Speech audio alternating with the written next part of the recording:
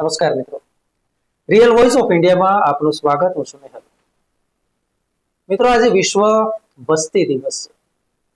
વસ્તી, પોપ્યુલેશન, અને જ્યારે આ દિવસની વાત કરીએ ત્યારે ઘણીવાર આપણે સાંભળતા હોય છે કે આ બાબતે આપણો દેશ આ નંબર પર છે, પરંતુ વસ્તીની જ્યારે વાત આવે તો આપણે કહીએ કે વિશ્વમાં આપણે પ્રથમ ક્રમે છે. એટલે ક્યાંક એ બાબત ગર્વની પણ છે, અને સાથે સાથે જ્યારે આટલી વસ્તી 140 કરોડથી વધારેની વસ્તીને સંભાળવી એ પણ એક મોટી ચેલેન્જ છે. પણ મિત્રો, છેલ્લા કેટલાક સમયથી તમે જોયું હશે કે ક્યાંક વસ્તીની અંદર જે લિંગની આપણે વાત કરીએ છીએ, સેક્સ રેશિયોની જ્યારે આપણે વાત કરીએ છીએ, ત્યારે એ તફાવત ખૂબ મોટો આપણને જોવા મળે છે. 1000 પુરુષોએ કેટલી સ્ત્રીઓ છે તેને લઈને આજે આપણે થોડી ચર્ચા કરવી છે, કારણ કે ગુજરાત માટે અને દેશના અન્ય કેટલાક જે રાજ્યો છે તેના માટે આ વિષય ચિંતાનો વિષય છે. મહત્વપૂર્ણ છે કે હાલના આપણા વડાપ્રધાન શ્રી નરેન્દ્ર મોદી, અને જ્યારે તેઓ ગુજરાતમાં હતા, મુખ્યમંત્રી હતા, તે સમયે તેમણે જે બેટી પઢાઓ નો કોન્સેપ્ટ લાવ્યા હતા, બેટી પઢાઓ બેટી બચાવો, તો એ બેટી આજે ભણી પણ રહી છે. સાથે સાથે એક બાબત આપણા માટે, ગુજરાત માટે સારી અને દેશ માટે સારી એ પણ છે કે એ જે કોન્સેપ્ટ લાવવામાં આવ્યો તેનાથી જે આ ડિફરન્સ વધતો હતો એ હવે ક્યાંક ઘટી રહ્યો છે, જે એક સારા સમાચાર છે, રાહતના સમાચાર છે. તેમ છતાં જે દરે આપણે કહીએ ને કે 1000 પુરુષે 1000 સ્ત્રી હોવી જોઈએ, તે રેશિયો હજુ પણ જળવાયો નથી. જે આંકડા આવ્યા છે તેની જો વાત કરવામાં આવે તો વર્ષ 2019-20માં સર્વે કરવામાં આવ્યો હતો, નેશનલ ફેમિલી હેલ્થ સર્વે. મિત્રો, એટલા માટે વાત કરું છું કારણ કે 2020 થી લઈને જે 2021 નો જે વર્ષ હતું તે કોરોના પીરિયડ હતો. સામાન્ય રીતે દર 10 વર્ષે આપણા દેશમાં વસ્તી ગણતરી થતી હોય છે. છેલ્લી વસ્તી ગણતરી 2011માં થઈ હતી, પરંતુ ત્યાર પછી કોરોનાના કારણે વસ્તી ગણતરી થઈ શકી નથી. પરંતુ જે આંકડા આપણી પાસે છે નેશનલ ફેમિલી હેલ્થ સર્વેના 2019-21ના, તેને લઈને જો વાત કરવામાં આવે તો 1000 પુરુષે 1020 સ્ત્રી છે. એટલે ખૂબ જ સારા સમાચાર કહેવાય, રાહતપૂર્ણ સમાચાર કહેવાય. દેશની જો વસ્તીની વાત કરવામાં આવે તો અત્યારે વસ્તી છે 141.72 કરોડ. વિશ્વની વસ્તી વાત કરવામાં આવે તો તે છે 810 કરોડ, અને ગુજરાતની વસ્તીની વાત કરીએ તો તે છે 7.27 કરોડ. મિત્રો, ગુજરાતના 5 જિલ્લા છે તે અત્યારે ક્રિટિકલ ઝોનમાં આવી શકે. એટલા માટે કારણ કે અહીંયા આજે પણ સ્થિતિ એવી છે કે જે ગંભીર કહી શકાય, અને તેમાં પ્રથમ ક્રમે સુરત આવે છે.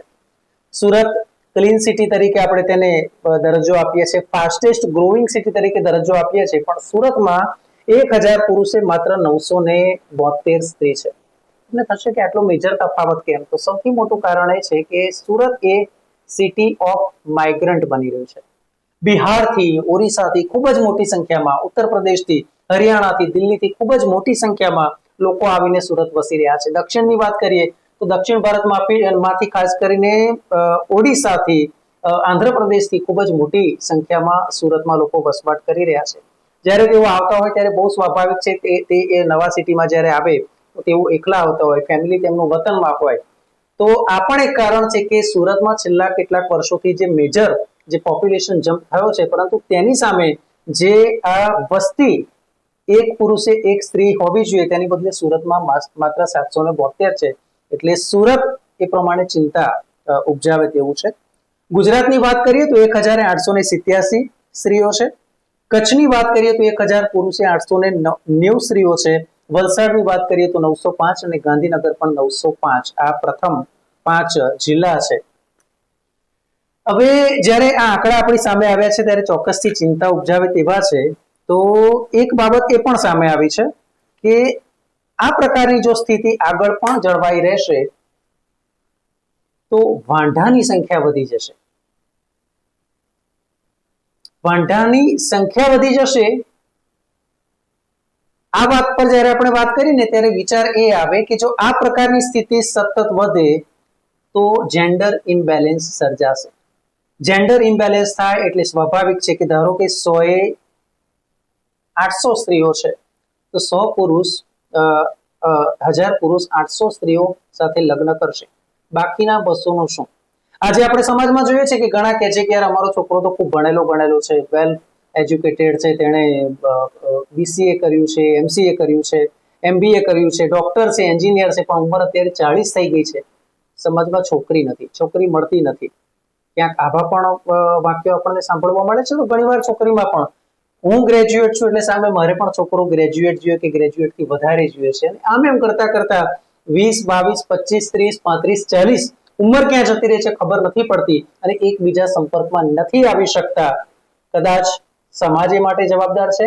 પહેલા સમાજના જે જ્ઞાતિના મેળાવડા થતા હતા, મેળાવડા અત્યારે લગભગ બંધ થઈ ગયા છે. આપણે કહી શકાય કે પોલિટિકલ પાર્ટીના મેળાવડા વધારે થાય છે, પરંતુ સમાજના મેળાવડા થતા નથી.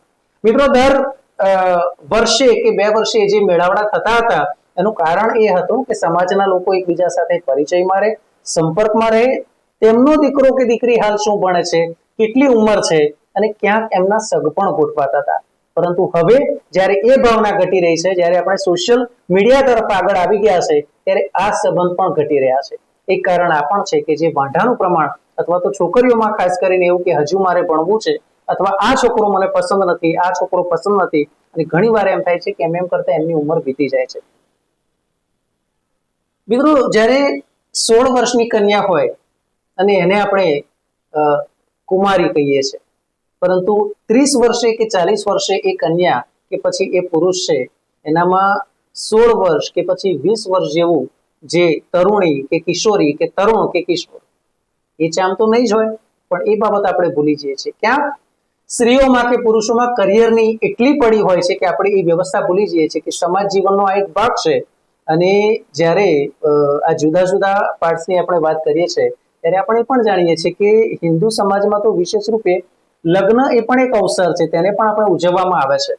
પરંતુ એ લગ્ન અવસર લોકો હજુ કરીશું, હજી થોડી વાર પછી કરીશું, મોડા કરીશું, સમય વીતતો જાય છે, સમય વીતતો જાય છે. અને પછી શું થાય છે, પહેલા કહેશે મારે આવી કન્યા જોઈએ, મારે આવી કન્યા જોઈએ. સમય પસાર થઈ જાય પછી કહેશે કે સારું હવે મારે આવી પણ ચાલશે, તેમ છતાંય ના મળે. અને પછી એમ કરતા વાત એ આવે કે હવે બીજા સમાજની પણ ચાલશે, હવે ઓછું ભણેલી પણ ચાલશે, હવે નહીં ભણેલી પણ ચાલશે, હવે અન્ય સમાજની કોઈ પણ ચાલશે. તો કદાચ આ બાબતે આપણે પહેલા શીખવાની જરૂર છે, કારણ કે ઉંમર થઈ જશે પછી આમે તમને તમારી ચોઈસ મળે એવી શક્યતા ખૂબ જ ઘટી જતી હોય છે. તો મિત્રો, અમે તમને આંકડા આપ્યા, સાથે એક બાબત તમને એ પણ કરવી છે કે એક મોટો મેજર ફેરફાર એ પણ જોવામાં આવે છે કે છેલ્લા 5 વર્ષના જે આંકડા આપણી સામે આવ્યા છે તેની વાત કરીએ તો લગભગ 5 વર્ષમાં 12 લાખ જેટલી મહિલાઓ છે તેમણે નસબંધી કરાવી છે.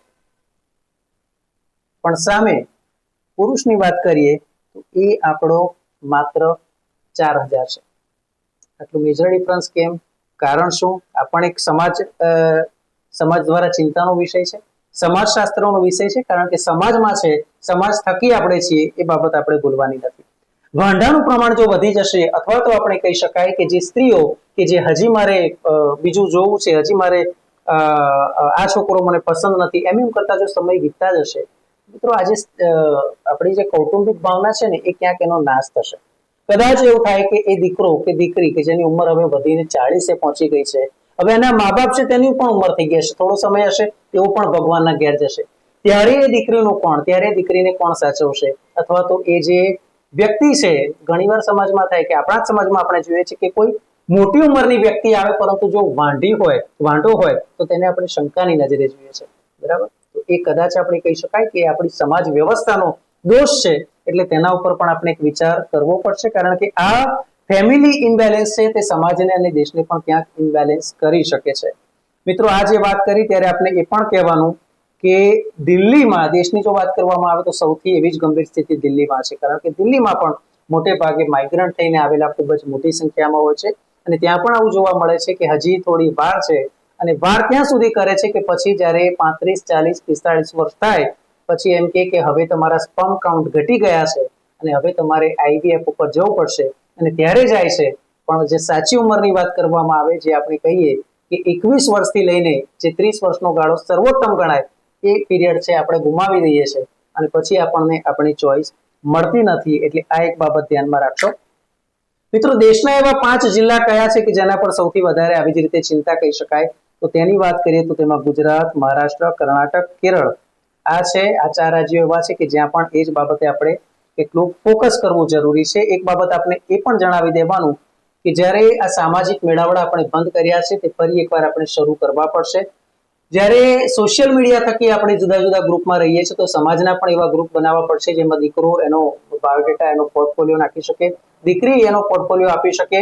બહાર મેટ્રીમોની તો ઘણા બધા છે, પરંતુ તેમાં મેટ્રીમોની એટલે કે લગ્ન એકબીજાના ગોઠવવા કરતા મની ઉપર વધારે ફોકસ થાય છે. અને બીજું એક ડાઉટ એ પણ હોય છે કે ભાઈ કદાચ લેભાગુ તત્વ હોય, અથવા તો ઘણીવાર એવા પણ કિસ્સા આવે છે કે છોકરી પછી રૂપિયા લઈને ભાગી જતી હોય, દાગીના લઈને ભાગી જતી હોય, એટલે સમાજની જો પોતાની આવી કોઈ વ્યવસ્થા ઉભી કરવામાં આવે, સમાજની પોતાની આવી, કારણ કે ફેસબુકથી લઈને ઘણા બધા એવા માધ્યમ છે કે જેનો આપણે સારો પણ ઉપયોગ કરી શકાય છે, તો એ બાબત ઉપર એક ફોકસ કરવા જેવું છે. કારણ કે ક્યાં સુધી આપણે એવું કરીશું કે ભાઈ મુહૂર્ત મળતો નથી. ઘણી વાર છોકરીને આપણે કહીએ કે ભાઈ કેમ લગ્ન નથી કરવા, તો ના હજી તો હું ભણું છું ને, ના મારી કરિયર છે, 5 વર્ષ હજી મારી ઈચ્છા નથી. પણ એ ઈચ્છા કરતા કરતા એ પછી સમય ક્યાં વીતી જશે કે પછી એ છોકરો કે છોકરી એને યોગ્ય પાત્ર મળવા ખૂબ જ મુશ્કેલ થઈ જતા હોય છે.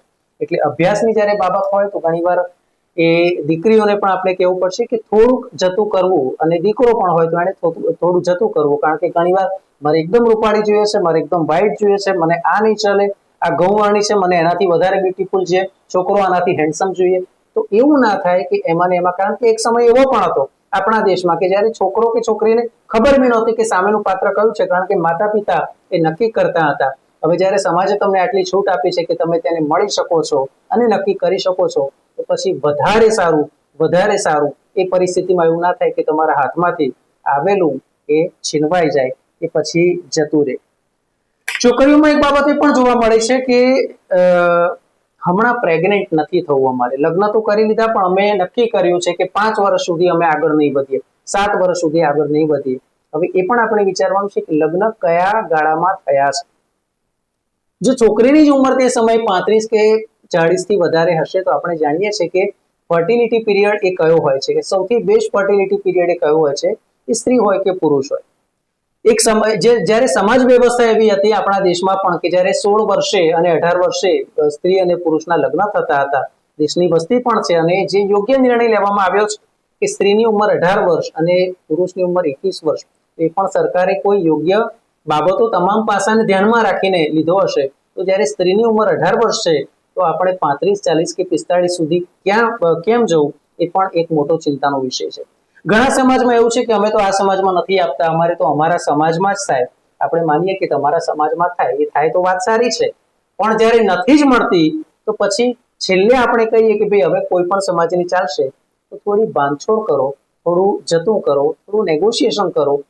અને આ જો ભાવના હશે તો કદાચ બીજા સમાજનું હોય, અને એ કદાચ ઊંચ નીચના સમાજ કે એમાંથી આપણે થોડું બહાર પણ આવવું પડશે. કારણ કે ઘણી વાર એવું થાય કે લોકો શું કહેશે, અને એમાં લોકો કશું જ નહીં. કારણ કે જ્યારે લગ્ન નથી થતા ત્યારે એમ કહેશે કે હજી તમારો છોકરો કે છોકરી પરણ્યા નથી, લગ્ન થઈ જશે એટલે કહેશે કે હજી તમારે દીકરો કે દીકરી કશું આવ્યું નથી, અને નહીં થાય તો પછી કહેશે કે તમારો દીકરો તો વાંઢો રહી ગયો.